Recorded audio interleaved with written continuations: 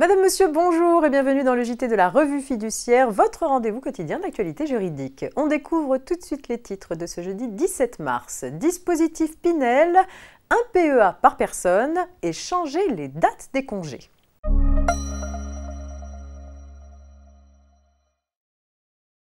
Le bénéfice de la réduction d'impôt Pinel suppose de satisfaire un certain nombre de conditions concernant notamment les délais d'achèvement des logements ou des travaux. Lorsqu'il s'agit d'un logement acquis en l'état futur d'achèvement, cet achèvement doit intervenir dans les 30 mois qui suivent la date de signature de l'acte authentique d'achat.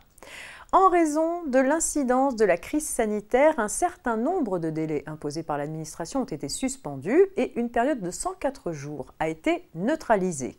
S'agissant du délai d'achèvement de 30 mois spécifique au dispositif Pinel, afin de tenir compte des différents ralentissements intervenus dans le secteur du bâtiment, une période forfaitaire de 261 jours complémentaires est accordée en sus du délai de 104 jours, neutralisant ainsi la période du 12 mars 2020 au 11 mars 2021.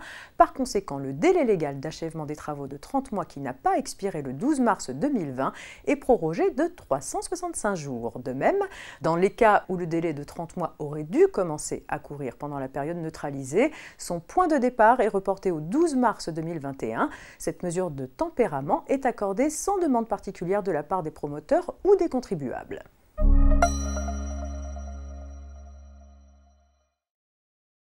Un contribuable est redressé par le fisc au titre de la réalisation d'une plus-value sur des cessions de titres détenus en PEA ou plan d'épargne en action, au motif qu'il était titulaire d'un second PEA. Peut-il agir en responsabilité contre la banque? Oui, s'il démontre qu'elle ne l'a pas informé de l'interdiction d'être titulaire de deux PEA. Tel n'était pas le cas dans l'affaire suivante. Un contribuable a cédé le 30 mai 2008 des titres figurant sur un PEA ouvert le 14 décembre 2001 auprès d'une banque.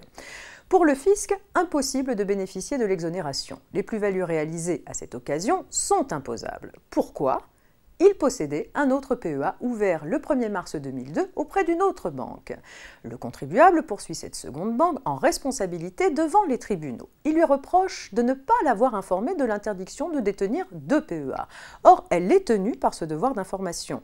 Une banque doit informer le souscripteur d'un PEA qu'un seul PEA peut être ouvert par contribuable ou par chaque époux soumis à une imposition commune. La demande du contribuable est rejetée car il n'a pas démontré le manquement de la banque. En effet, il n'a pas produit l'exemplaire du contrat alors que de son côté, la banque a justifié que le formulaire qu'elle utilisait pour l'ouverture d'un PEA comportait la mention « objet du litige ».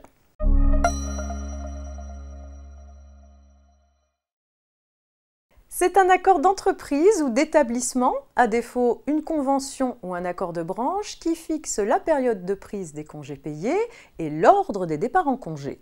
En l'absence de dispositions conventionnelles, l'employeur détermine la période et l'ordre après avis du CSE. Lorsque les dates des congés payés sont fixées et que l'employeur veut les modifier, il doit respecter un délai de prévenance. Là encore, c'est un accord d'entreprise ou d'établissement, à défaut une convention ou accord de branche, qui détermine ce délai. En l'absence de dispositions conventionnelles, l'employeur ne peut pas modifier l'ordre et les dates de départ moins d'un mois avant la date de départ prévue, sauf en cas de circonstances exceptionnelles. Dans une affaire jugée le 2 mars dernier, la Cour de cassation souligne que le délai de prévenance concerne non seulement les 4 semaines du congé principal, et aussi la 5e semaine de congé payé et les congés conventionnels. Le JT, c'est fini pour aujourd'hui. Je vous retrouve demain vendredi pour le dernier JT de la semaine. Très bonne journée.